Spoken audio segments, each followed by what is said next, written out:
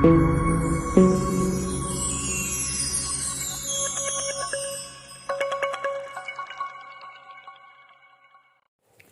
today we are going to discuss the accounting treatment for hire purchase transaction in the books of hire purchase through interest suspense method. So in the previous videos we have discussed actual cash price method as well as full cash price method, which belongs to the accounting treatment in hire purchase. അപ്പോൾ hire പർച്ചേസിൻ്റെ book of അക്കൗണ്ട്സിൽ record ചെയ്യുന്ന journal entries എങ്ങനെയാണ് accounting treatment ചെയ്യുന്നതെന്നുള്ളതാണ് കുറച്ച് ദിവസങ്ങളായിട്ട് നമ്മൾ discuss ചെയ്തുകൊണ്ടിരിക്കുന്നത്. അപ്പോൾ അതിനകത്ത് നമ്മൾ ഓൾറെഡി 2 മെത്തേഡ്സ് 3 മെത്തേഡ്സാണ് മെയിൻലി ഉള്ളത്. Full cash price method, actual cash price method and interest suspense method. അപ്പോൾ ഓൾറെഡി ആക്ച്വൽ ക്യാഷ് പ്രൈസ് മെത്തേഡും ഫുൾ ക്യാഷ് പ്രൈസ് മെത്തേഡും നമ്മൾ ഡിസ്കസ് ചെയ്ത് കഴിഞ്ഞിരുന്നു. ഇന്നതിൻ്റെ ഏറ്റവും അവസാനത്തേതായിട്ടുള്ള മെത്തേഡാണ് ഇൻട്രസ്റ്റ് സസ്പെൻസ് മെത്തേഡ് എന്ന് പറയുന്നത്. So if you have not watch the first video, that is full cash price മെത്തേഡിൻ്റെ വീഡിയോ നിങ്ങൾ കണ്ടിട്ടില്ലെങ്കിൽ അത് കണ്ടതിന് ശേഷം ഈ വീഡിയോ കാണാനായിട്ട് ശ്രമിക്കുക. കാരണം ആ വീഡിയോനകത്താണ് ക്ലിയർ ആയിട്ട് എല്ലാ ഡീറ്റെയിൽസും പറഞ്ഞിട്ടുള്ളത്. അപ്പോൾ എന്തെങ്കിലും ഡൗട്ട്സ് എൻ്റെ കാൽക്കുലേഷൻസും കാര്യങ്ങളും ഉണ്ടെങ്കിൽ നിങ്ങൾക്ക് first video full cash price മെത്തേഡിൻ്റെ വീഡിയോ കണ്ടു കഴിഞ്ഞാൽ നിങ്ങൾക്ക് ഈസി ആയിട്ട് ക്ലാരിഫൈ ചെയ്യാനായിട്ട് പറ്റും. ഓക്കെ, അപ്പോൾ അത് നല്ല തറവായിട്ട് മനസ്സിലാക്കിയതിന് ശേഷം മാത്രമേ ആക്ച്വൽ ക്യാഷ് പ്രൈസ് മെത്തേഡിൻ്റെ വീഡിയോ ആയാലും ഇൻട്രസ്റ്റ് സസ്പെൻസ് മെത്തേഡിൻ്റെ വീഡിയോ ആയാലും കാണാനായിട്ട് പാടുള്ളൂ. അല്ലെങ്കിൽ നിങ്ങൾക്ക് ഒന്നും മനസ്സിലാവില്ല. കാരണം സെയിം കാൽക്കുലേഷൻസ് ആണ് ഇവിടെ വരുന്നത്. കാരണം എന്താണെന്ന് വെച്ചാൽ സെയിം ക്വസ്റ്റ്യനാണ് നമ്മൾ 3 മെത്തേഡും എക്സ്പ്ലെയിൻ ചെയ്യാനായിട്ട് എടുത്തിരിക്കുന്നത്. നിങ്ങൾക്ക് ആ ഡിഫറൻസ് എങ്ങനെയാണ് വരുന്നത് എന്നുള്ളത് മനസ്സിലാക്കാൻ വേണ്ടിയിട്ടാണ്. അപ്പോൾ സെയിം കാൽക്കുലേഷൻസ് സെയിം ക്വസ്റ്റ്യൻ്റേതായതുകൊണ്ട് തന്നെ റിപ്പീറ്റ് ചെയ്ത് പറയുന്നില്ല. അപ്പോൾ ഇൻട്രസ്റ്റിൻ്റെ കാൽക്കുലേഷൻ ആയാലും ഡിപ്രിസിയേഷൻ്റെ കാൽക്കുലേഷൻ ആയാലും ഇൻസ്റ്റാൾമെൻറ്റിൻ്റെ കാൽക്കുലേഷൻ ആയാലും എങ്ങനെയാണ് ചെയ്തിരിക്കുന്നത് എന്നുള്ളത് ഫുൾ ക്യാഷ് പ്രൈസ് മെത്തേഡിൻ്റെ വീഡിയോ നോക്കി മനസ്സിലാക്കിയിട്ട് മാത്രം ഈ വീഡിയോ കാണാനായിട്ട് ശ്രമിക്കാം. So let us see what all are the difference comes into interest suspense method. So it is almost similar to full cash price method. Full cash price method ആയിട്ട് majority കാര്യങ്ങളും full cash price method പോലെ തന്നെയാണ്. The only difference is we have to prepare an additional account named interest suspense account. ഒരു interest suspense account എന്ന് പറഞ്ഞിട്ട് നമ്മളൊരു additional ആയിട്ട് ഒരു അക്കൗണ്ടും കൂടി പ്രിപ്പയർ ചെയ്യണം. ബാക്കി അസറ്റിൻ്റെ എമൗണ്ട് ട്രീറ്റ് ചെയ്യുന്നതും ഡിപ്രിസിയേഷൻ കാൽക്കുലേറ്റ് ചെയ്യുന്നതും ഇൻട്രസ്റ്റിൻ്റെ കാൽക്കുലേഷനും എല്ലാ കാര്യങ്ങളും സെയിം തന്നെയാണ്. ഇൻട്രസ്റ്റിൻ്റെ റിലേറ്റ് ചെയ്ത് വരുന്ന ജേർണൽ എൻട്രീസിൽ മാത്രമാണ് ചേഞ്ചസ് ഉണ്ടാവുള്ളൂ. ആ ചേഞ്ചസ് റെക്കോർഡ് ചെയ്യുന്നതിന് വേണ്ടിയിട്ടാണ് നമ്മൾ ഇൻട്രസ്റ്റ് സസ്പെൻസ് അക്കൗണ്ട് ക്രിയേറ്റ് ചെയ്യുന്നത്. Okay, the asset account is debited with full cash price method. That is, as in the case of full cash price method, we will record the full amount of cash price when we purchase an asset. That is, while purchasing an asset, we will record the journal entry as asset account dated to hire vendor account, and we will record the full amount of cash price for that. Okay, actual cash price മെത്തേഡിൽ വരുമ്പോഴാണ് actually നമ്മൾ പേ ചെയ്യുന്ന cash prize മാത്രം നമ്മൾ ആ അക്കൗണ്ടിലേക്ക് debit ചെയ്യുന്നത്. ആ ഡിഫറൻസ് നിങ്ങൾക്ക് ആക്ച്വൽ ക്യാഷ് പ്രൈസ് മെത്തേഡ് കണ്ടു കഴിഞ്ഞാൽ, ആ വീഡിയോ കണ്ടു കഴിഞ്ഞാൽ നിങ്ങൾക്ക് മനസ്സിലാവും എങ്ങനെയാണ് എമൗണ്ടിൽ വരുന്ന വേരിയേഷൻ ഉണ്ടെന്നുള്ളത്. അപ്പോൾ ഇവിടെ ഇൻട്രസ്റ്റ് സസ്പെൻസ് മെത്തേഡിലാണെങ്കിലും നമ്മൾ എന്താണ് ചെയ്യുന്നത്, ഫുൾ ക്യാഷ് പ്രൈസ് മെത്തേഡിൽ എങ്ങനെയാണോ അസറ്റ് പർച്ചേസ് ചെയ്യുമ്പോൾ എമൗണ്ട് റെക്കോർഡ് ചെയ്യണേ, അതേ രീതിയിൽ തന്നെയാണ് ഇവിടെയും എമൗണ്ട് റെക്കോർഡ് ചെയ്യുന്നത്. The difference is that the entire amount of interest payable, that is the interest for all installment or the sum of interest, is debited to interest suspense account and credited to hire vendor account. അതായത് ഓരോ ഇയറിലും നമ്മൾ normally ചെയ്യാറുള്ളത് എന്താണ്, interest due ആവുന്ന journal entry ചെയ്തു. So what is the journal entry for interest due? Interest account ഡെറ്റഡ് to hire vendor account. അതാണ് journal entry ആവുന്നത്. ആ ജേർണൽ എൻട്രി നമ്മൾ ഓരോ ഇയർ എൻഡിങ്ങിലും ഇൻട്രസ്റ്റ് ഡ്യൂ ആവുന്നത് റെക്കോർഡ് ചെയ്യാൻ നമ്മൾ റിപ്പീറ്റ് ചെയ്തുകൊണ്ടിരിക്കും. But instead of that what we have to do is we have to sum the interest amount. That is, we have to find the sum of all interest, and that amount have to be debited with interest suspense account and to be credited with hire vendor account. So the journal entry becomes interest suspense account dated to hire vendor account, and the total sum of amount payable as interest should be recorded in the debit column as well as in the credit column. ഇതാണ് നമ്മൾ ചെയ്യേണ്ടത്. Okay, അപ്പോൾ hire vendor അക്കൗണ്ടിനകത്ത് ഈ ഒരു കാര്യമാണ് വരിക. അതായത് എല്ലാ വർഷവും നമ്മൾ റിപ്പീറ്റ് ചെയ്ത് ഇൻട്രസ്റ്റ് ഡ്യൂവിൻ്റെ എമൗണ്ട് എഴുതുന്നതിന് പകരം ഫസ്റ്റ് ഇയറിൽ മാത്രം ഇൻട്രസ്റ്റ് സസ്പെൻസ് അക്കൗണ്ട് എന്ന് റെക്കോർഡ് ചെയ്ത് ഫുൾ എമൗണ്ട് ഓഫ് ഇൻട്രസ്റ്റ് നമ്മൾ ചെയ്യും. ഓക്കെ, അപ്പോൾ ഇനി എന്താണ്, ഇൻട്രസ്റ്റ് ഡ്യൂ ആവുന്ന സമയത്ത് അപ്പോൾ എന്താ ചെയ്യുക, ഇൻട്രസ്റ്റ് ഓരോ വർഷവും ഇൻട്രസ്റ്റ് ഡ്യൂ ആവുമല്ലോ. അപ്പോൾ നമ്മൾ എന്താ ചെയ്യുക, നമ്മൾ ഇൻട്രസ്റ്റ് സസ്പെൻസ് അക്കൗണ്ടിൽ നിന്നാണ് ഇൻട്രസ്റ്റ് പേയബിളിൻ്റെ എമൗണ്ട് അല്ലെങ്കിൽ ഇൻട്രസ്റ്റ് ഡ്യൂ ആവുന്ന എമൗണ്ട് നമ്മൾ കാണിക്കേണ്ടത്. അപ്പോൾ ജേണൽ എൻട്രി എന്തായി മാറും, ഇൻട്രസ്റ്റ് അക്കൗണ്ട് ഡെറ്റഡ് ടു ഇൻട്രസ്റ്റ് സസ്പെൻസ് അക്കൗണ്ട്. അപ്പോൾ ഓൾറെഡി നമ്മൾ ഫുൾ എമൗണ്ട് എവിടേക്ക് ട്രാൻസ്ഫർ ചെയ്തിട്ടുണ്ട്, ഇൻട്രസ്റ്റ് സസ്പെൻസ് അക്കൗണ്ടിലേക്ക് ട്രാൻസ്ഫർ ചെയ്തിട്ടുണ്ട്. അതുകൊണ്ട് ഇൻട്രസ്റ്റ് ഡ്യൂ ആവുന്ന ജേണൽ എൻട്രി നോർമലി നമ്മൾ എഴുതാറുള്ളത് ഇൻട്രസ്റ്റ് അക്കൗണ്ട് ഡെറ്റഡ് ടു ഹയർ വെൻഡർ അക്കൗണ്ട് എന്നാണ്. But instead of that, while we are solving the problem using interest suspense method, we have to write the journal entry as interest account debted to interest suspense account when we record the journal entry for interest due in each period or each installment. ഓരോ ഇൻസ്റ്റാൾമെൻറ്റിൻ്റെ സമയത്തും interest due ആവുന്ന journal entry എഴുതുമ്പോൾ നമ്മൾ interest account ഡെറ്റഡ് to hire vendor എന്നതിന് പകരം interest account ഡെറ്റഡ് ടു ഇൻട്രസ്റ്റ് സസ്പെൻസ് അക്കൗണ്ട് എന്നാണ് റെക്കോർഡ് ചെയ്യേണ്ടത്. അതാണ് നെക്സ്റ്റ് സെൻറ്റൻസിൽ പറയാൻ പോകുന്നത്. At the time of payment of each instalment the interest is transferred from interest suspense account ഡെറ്റഡ് to interest account. Interest suspense അക്കൗണ്ടിൽ നിന്ന് ഇൻട്രസ്റ്റ് അക്കൗണ്ടിലേക്ക് ട്രാൻസ്ഫർ ചെയ്യുന്നതായിട്ട് കാണിക്കും. And the journal entry becomes interest account ഡെറ്റഡ് to interest suspense account. Okay, so let us see the question. Same question തന്നെയാണ്. On 1st April 2010, Juhi and Company purchased a machine from Vehicle Industries on hire purchase basis. The cash price of the machine was 25,000. Payment was to be made rupees 5,000 on the date of contract and balance in 4 annual installments of rupees 5,000 plus interest at 5% per annum payable on 31st December each year. The first installment is payable on 31st December 2010. Show journal entries and ledger accounts in the book of Juhi and Company, assuming the accounts are to be closed on 31st December and depreciation at 10% per annum, written off on original cost. അപ്പോൾ നമുക്ക് ആവശ്യമുള്ള കാര്യങ്ങൾ എന്ന് പറയുന്നത് ഒന്ന് date of purchase ആണ്, that is 1st April 2010. പിന്നെ hirer എന്ന് പറയുന്നത് ജൂഹി ആൻഡ് കമ്പനിയാണ്. പിന്നെ മെഷീനാണ് പർച്ചേസ് ചെയ്തിട്ടുള്ളത് from Weegal industry. So Weegal industries is the hire vendor. Then cash price എന്ന് പറയുന്നത് 25,000 ആണ്.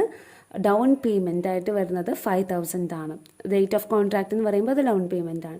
Balance in 4 annual instalments of rupees 5,000 plus interest at 5%.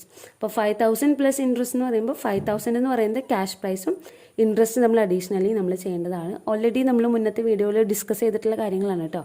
അപ്പോൾ അതുകൊണ്ട് കൂടുതൽ ഡീറ്റെയിൽ ആയിട്ട് പറയുന്നില്ല. പിന്നെ അക്കൗണ്ട് ക്ലോസ് ചെയ്യുന്നത് 31st ഡിസംബറിലാണ്. പിന്നെ ഡിപ്രിസിയേഷൻ പറഞ്ഞിട്ടുള്ളത് 10% ആണ്. Return off on original cost എന്നാണ് പറഞ്ഞിരിക്കുന്നത്. ദാറ്റ് മീൻസ് സ്ട്രെയിറ്റ് ലൈൻ മെത്തേഡാണ്. അപ്പോൾ റിട്ടേൺ ഓഫ് എന്ന് കാണുമ്പോൾ നിങ്ങൾ തെറ്റിദ്ധരിക്കേണ്ട, written off on original cost എന്നാണ് പറഞ്ഞിരിക്കുന്നത്. It means straight line method. Okay, diminishing method അല്ലെങ്കിൽ written off method, written down value method എന്നൊക്കെ പറഞ്ഞാലാണ് നമ്മൾ ഓരോ ഇയറിൻ്റെയും ബാലൻസും ഡിപ്രിസിയേഷൻ കാൽക്കുലേറ്റ് ചെയ്യേണ്ടത്. സോ നമ്മൾ ആദ്യം തന്നെ വീഗൽ ഇൻഡസ്ട്രീസ് ആണ് നമ്മൾ റെക്കോർഡ് ചെയ്യാനായിട്ട് പോകുന്നത്. അപ്പോൾ നമ്മൾ പറഞ്ഞു the only difference is interest due ആവുന്ന എമൗണ്ട് നമ്മൾ ഓരോ ഇയറിലും റിപ്പീറ്റ് ചെയ്ത് കാണിക്കില്ല. ബട്ട് ഇൻസ്റ്റെഡ് ഓഫ് ദാറ്റ് നമ്മൾ ഇൻട്രസ്റ്റ് സസ്പെൻസ് അക്കൗണ്ട് എന്ന് പറഞ്ഞൊരു അക്കൗണ്ട് ക്രിയേറ്റ് ചെയ്ത് അങ്ങനെയാണ് ട്രാൻസ്ഫർ ചെയ്യാനായിട്ട് പോകുന്നത്. അപ്പോൾ ആ ഡിഫറൻസ് എങ്ങനെയാണ് പറഞ്ഞതെന്നുള്ളത് നമുക്ക് നോക്കാം. Okay, so when asset is purchase the journal entry is asset account debted to vehicle industries. So asset is purchased on the date 1st April 2010. So അത് റെക്കോർഡ് ചെയ്യണത് by machinery. Amount full cash prize ആണ് എഴുതണമെന്ന് പറഞ്ഞു. The cash prize is 25,000. Next journal entry എന്താ വരുന്നത്, അതിൻ്റെ down payment പേ ചെയ്യുന്ന journal എൻട്രിയാണ്. Same ഡേറ്റിൽ തന്നെയാണ് ഡൗൺ പേയ്മെൻറ്റ് പേ ചെയ്യണത്. And the Dawn payment amount is 5,000. ഇനി നമ്മൾ എഴുതേണ്ടത് ഇൻട്രസ്റ്റിൻ്റെ കാര്യമാണ്. ഇൻട്രസ്റ്റ് നമ്മൾ പറഞ്ഞു ടോട്ടൽ സം ഓഫ് ഇൻട്രസ്റ്റ് ആണ് നമ്മൾ കാണിക്കുന്നത്. അപ്പോൾ അത് സെയിം ഡേറ്റിൽ ക്ലോസിംഗ് ഡേറ്റിലാണ് നമ്മൾ ആ ജേണൽ എൻട്രി ചെയ്തത്. 31st December 2010 by interest suspense എന്ന് പറഞ്ഞാൽ ടോട്ടൽ സം ഓഫ് ഇൻട്രസ്റ്റ്. അതിൻ്റെ കാൽക്കുലേഷനൊക്കെ നമ്മൾ മുന്നേ എക്സ്പ്ലെയിൻ ചെയ്തിട്ടുണ്ട്. So total sum of interest എന്ന് പറയുന്നത് 2,250 ആണ് വരുന്നത്. അപ്പോൾ നമ്മളത് റെക്കോർഡ് ചെയ്തു. ഇനി എന്ത് ചെയ്യണം, ഫസ്റ്റ് ഇൻസ്റ്റാൾമെൻറ്റ് പേ ചെയ്യുന്ന ജേണൽ എൻട്രിയാണ് വരുന്നത്. അപ്പോൾ ടു ക്യാഷ് എമൗണ്ട് വരുന്നത് 5,750. ഇനി നമ്മൾ രണ്ട് സൈഡും ടോട്ടൽ ചെയ്യുക, ബാലൻസ് എമൗണ്ട് കാണാം.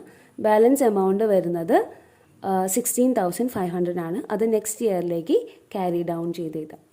നെക്സ്റ്റ് ഇയറിൽ നമുക്ക് ആകെ വരുന്ന അക്കൗണ്ട് എന്ന് പറയുന്നത് ഡെബിറ്റ് സൈഡിൽ ഇൻസ്റ്റാൾമെൻറ്റ് പേ ചെയ്യുന്നത് മാത്രമാണ്.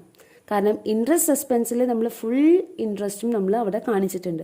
പിന്നെ നമ്മൾ റിപ്പീറ്റ് ചെയ്ത് എന്ത് കാണിക്കേണ്ട കാര്യമില്ല, ഇൻട്രസ്റ്റിൻ്റെ അക്കൗണ്ട്, ഇൻട്രസ്റ്റ് ഡ്യൂ ആവുന്ന ജേണൽ എൻട്രി റിപ്പീറ്റ് ചെയ്ത് ഇവിടെ കാണിക്കേണ്ട കാര്യമില്ല. അത് ഇൻട്രസ്റ്റ് സസ്പെൻസ് അക്കൗണ്ടും ഇൻട്രസ്റ്റ് അക്കൗണ്ടും തമ്മിലുള്ള കാര്യമാണ് വരുന്നത്. അപ്പോൾ ഇവിടെ വീഗൽ ഇൻഡസ്ട്രീസിൽ ഇനി ഇൻട്രസ്റ്റ് ആയിട്ട് റിലേറ്റ് ചെയ്തിട്ടുള്ള ഒറ്റ ജേണൽ എൻട്രി നമ്മൾ നെക്സ്റ്റ് ഇയർ ഓൺവേർഡ്സ് റിപ്പീറ്റ് ചെയ്യില്ല. ആകെ നമ്മൾ ഇൻസ്റ്റാൾമെൻറ്റ് പേ ചെയ്യുന്ന ജേണൽ എൻട്രി മാത്രം ആഡ് ചെയ്തുള്ളൂ, ഒപ്പം ബാലൻസിൻ്റെ എമൗണ്ടും. ഓക്കെ, അപ്പോൾ ഇനി ആകെ ക്യാഷ് പ്രൈസ് മാത്രം, ക്യാഷ് കൊടുക്കുന്ന എമൗണ്ട് മാത്രമേ കാണിക്കേണ്ട കാര്യമുള്ളൂ. So 31st December 2011 second instalment ആയിട്ട് 5,750 രണ്ട് സൈഡും ടോട്ടൽ ചെയ്യുക. ദെൻ എൻ്റെ ബാലൻസ് എമൗണ്ട് വരുന്നത് ഡെബിറ്റ് സൈഡിലാണ്. ബാലൻസ് എമൗണ്ട് 10,750 ആണ് വരുന്നത്. അത് നെക്സ്റ്റ് ഇയറിലേക്ക് ക്യാരി ഫോർവേഡ് ചെയ്യുക.